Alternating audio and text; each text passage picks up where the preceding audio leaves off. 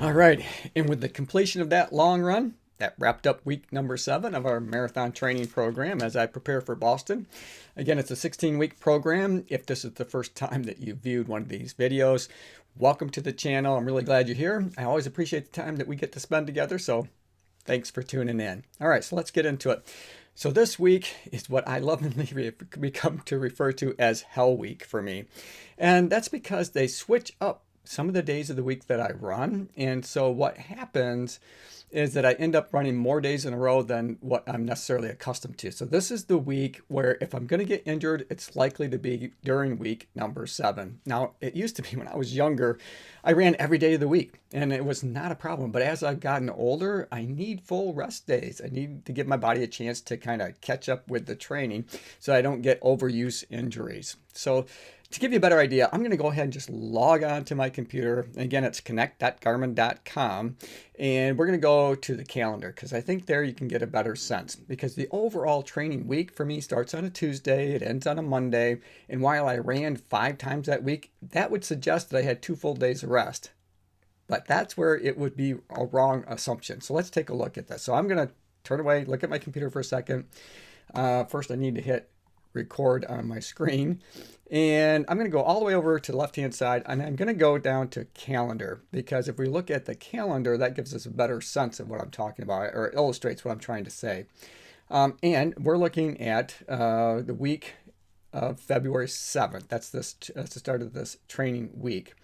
And as I said, during the training week, which runs the 7th through the 13th, it looks as though I ran 5 times, which would, the general assumption would be that I had 2 days of rest. But if we look at the calendar week from February 5th through to the 11th, you can see that I had just 1 day of rest, and that was on Tuesday. So I ran 4 days in a row. And for me, that's a lot. And even when I set this plan up, I mentioned it early on that I might take the opportunity to switch out maybe a recovery run or an easy run this week and do it on my stationary bike.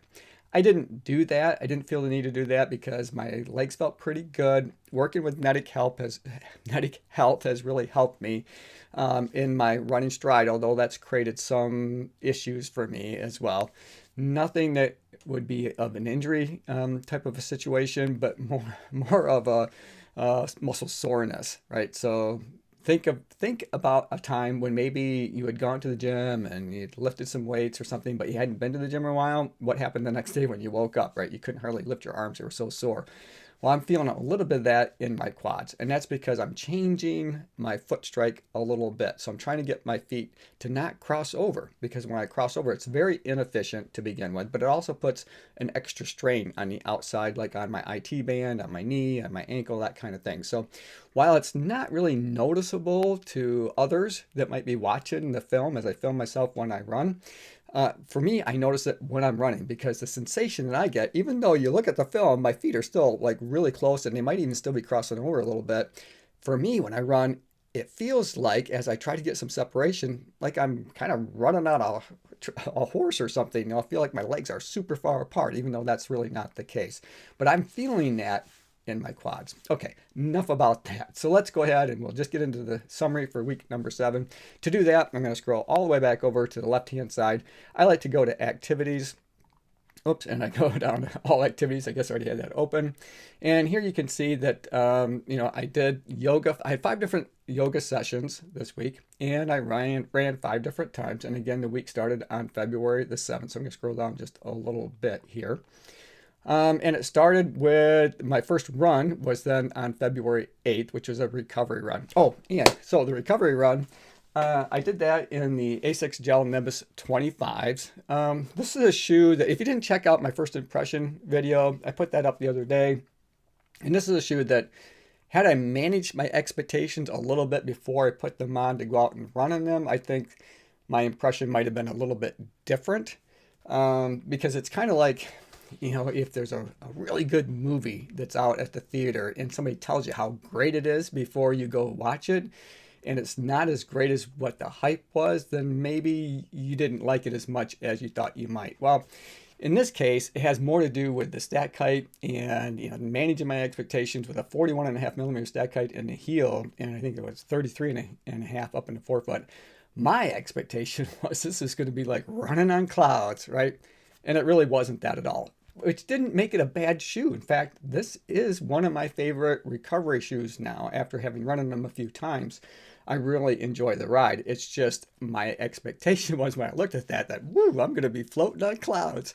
And that really wasn't the case at all. So, but I did run in these a couple times. I did a recovery run and I did an easy run. And then I had them out yesterday on another recovery run. They're really solid shoes, super comfortable.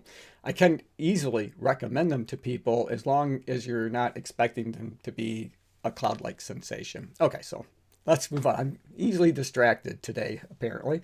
Okay, so I'm going to click on Recovery Run. The Recovery Run was really straightforward. The format was to run for 30 minutes and then have 10 minutes to cool down. I did it here in town or where I live. I went 4.88 miles, and I'm going to scroll down here just quickly to get to where it says stats. And it had an impact on my training for base, and really not a whole lot going on with my heart rate. 141 beats per minute. That's pretty about what I can expect right now. I'd like it to be in 130 range, but I'm not quite there yet. I bet that it will be by the time we get to the end of the training block. 42 minutes, a little over 42 minutes. It should have been 40 minutes, but I was a little bit away from home when the clock ran out, and I just jogged the rest of the way home. Not a big deal. 8:44 minute mile pace. That felt really good. I didn't feel like I was pushing it. It felt pretty easy. My run dynamics was 178 steps per minute. That's not too bad for a recovery run. I wasn't pushing the pace. 1.04 meters for stride length. And then I have been paying a little bit of attention to my ground contact time between the left and the right foot, but this week was a little bit interesting, and you'll see that when we get to by the time we get to the long run, what has happened there. But for the most part, I'm okay with that. It's not like I'm super lopsided. Okay, so let's back out of that because there's really not much more going on there with the recovery run. Like I said, it's pretty uneventful other than the fact that I got to run in the Gel Nimbus 25s. And let's see, then the next session was running some intervals, and we'll talk about the format of the intervals here in just a second. So 7.75 miles in total, and you can see on the map kind of where I picked up the pace. That orange is the faster of the areas, which is interesting because these are really tight corners here at the ends. But let's scroll down and we'll take a look here at the stats. And VO2 max was the primary training effect, highly impacting, 152 beats per minute. That's not bad for running hard. My max was 163 beats per minute. Again, that's not too bad. A little over an hour for a workout, which is typical for this type of a workout for the intervals. 753 minute mile pace. My best pace was a 5:58. Boy, I'd sure like to keep that. I'd like that to be my pace. I don't know, maybe someday, but that someday may never come now because I'm getting older and older. So hopefully I'll be able to at least maintain the rate that I'm at. Pretty much 25 minutes of hard running and 183 steps per minute in terms of overall average run steps per minute for my run cadence, and 1.11 meter stride length. And again, not too bad on the ground contact between the left and the right foot. But let's click on intervals. And let's just take a look at the intervals themselves. So I'm going to go over here to where it says all, and I'm going to click on run, which should just highlight those. And we'll start with the first one here. So here you can see that I was running a 6:45 minute mile pace. Now this is the format here, if I recall, was to run a 1K. So these are 1Ks. So that's why the times 4:11, it's not a consistent time. So it's not like run for 15 minutes or run for 10 minutes, run for 5 minutes. It was to run 1K. So these are 1K repeats. So 6:45, and then 6:51, 6:39, 6:43, 6:46, 6:45. So not too bad. I'll take that. I'll definitely take that. I'm pretty pleased overall with that effect. Oh, and so this is interesting. So if I scroll over more, and then we can see, a lot more information here. But you can see that with my ground contact between my left and the right, started out in the beginning, I was a little bit more on my left foot than on my right. But then it kind of leveled out there after the first two 1K repeats. So it got to be a little bit more 50-50 or closer to that. So I thought that was kind of interesting. I don't know if I just needed to warm up You know, I'm older. A lot of the warm-up routine, the yoga that I do and stuff is geared towards getting my hips to be a little bit looser because they can get tight, and that can throw me off a little bit too. Plus, I'm carrying a camera, and there's a lot of things, a lot of variables that can come into play there. So that was the intervals, and then let's see, we'll go look back at the easy run. Again, I ran in the gel numbers 25s for that easy run. Looks like I kind of went all over town here, which was fine. 6.43 miles in total. And as I scroll down here, we can see it was a tempo effect on my training, 146 beats per minute, a little bit higher heart rate than what the recovery run was. A little over 52 minutes, almost 53 minutes, I guess, in total. 8:15 minute mile average pace. Good, it felt pretty easy going, so I'm pretty good with that. That's not too shabby. 40 minutes in terms of the overall run with 10 minutes to cool down. 181 steps per minute on average. 195 steps per minute max cadence. My stride length, 1.07 meters. And then ground contact time, you can see there. All right, so let's back up here. Really not much more else to see when it comes to like an easy run. And let's see, so that brings us to the second set of intervals. Now, the amount of hard running that I did was pretty much the same, but the format was a little bit different. So we'll take a look at that here in just a second. 6.69 miles in total is what those intervals turn to be. And you can see that I ran the intervals in this this is a subdivision. So, and again, some pretty tight corners going around there at the ends, and then up a little bit to get to the time that I needed. And then I came back down and around and repeated that. So it takes just about typically 5 minutes, but these were 6-minute intervals. So I needed to add a little going uphill just a bit. So again, 6.69 miles, VO2 max, highly impacting, 154 beats per minute for my heart rate. My max was 167, just 50 minutes in total. And here we can see 7:29 minute mile pace average. That's pretty good, I'll take that. With my best pace being a 5:44. For that stretch, there really isn't any downhill to speak of. So that's pretty flat in terms of that, but a lot of corners going around there. 184 steps per minute, average cadence, 197 steps per minute. This is interesting. My stride length was a little bit longer, 1.16 meters. And my ground contact time, like I said earlier, just a few minutes ago, it got interesting as the week went on, because here, my ground contact time on my left was a little bit less than my right, where typically it's the other way around. So I thought that was interesting. So let's click on intervals. And again, let's just highlight the intervals themselves for now. And so I'm going to click on run. And you can see that with the first one, I was to run 6 minutes with 1.5 minutes recovery time, then to repeat it.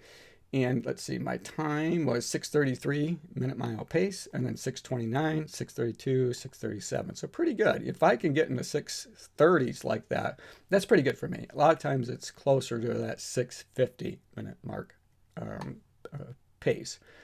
And then we'll scroll over. And here you can see my ground contact time is pretty 50-50 for the most part, especially there towards the end. And then if I click over here just a little bit here, or go back. There we go. And I'm going to go to all so we can see all of it. Undo that for a second. Okay, so I'll highlight the runs, but I'm going to cruise back over here to where the average ground contact time is.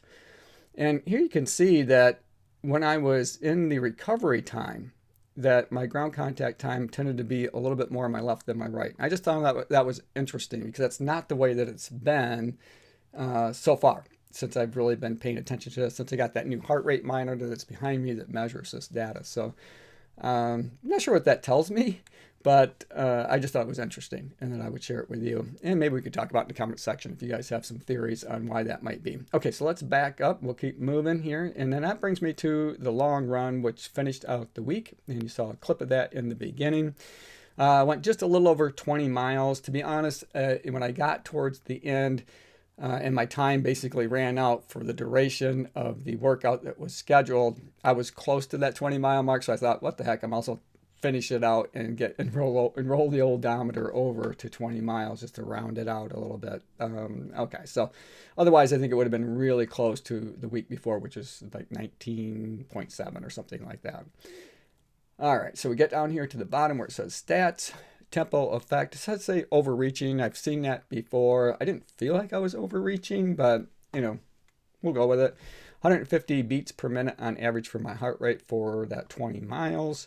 2 hours and 47 minutes in total. 8:21 minute mile pace for the most part. My best pace was 6:39. There were a lot of hills in that route that I took around town and out of town and then back again.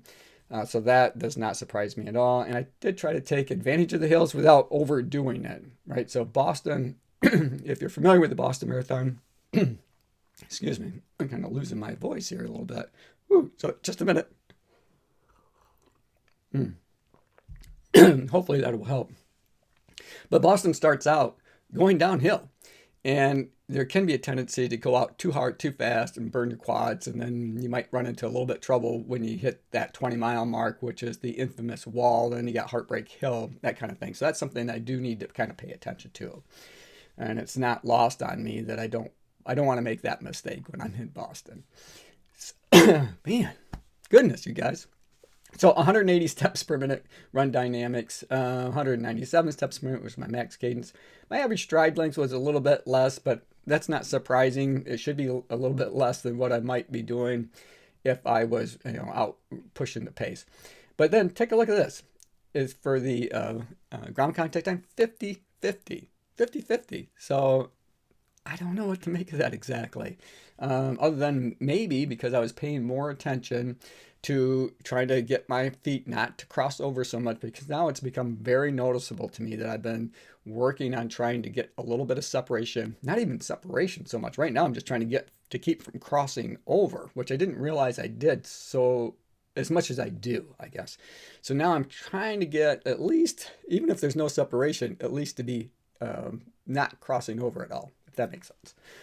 But I was really focused on that for that 2 hours and 47 minutes I was out there. So, and that might have had something to do with the fact that my ground contact time was more evened out.